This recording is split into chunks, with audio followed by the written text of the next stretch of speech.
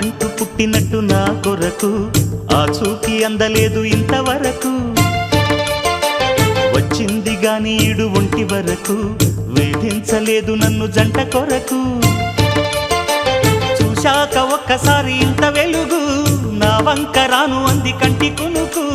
ఈ అల్లరి గారడి నీ లీల అనుకోనా, నీ పేరు ప్రేమ అవునా, ఇవాళే నిన్ను పోల్చుకున్నా.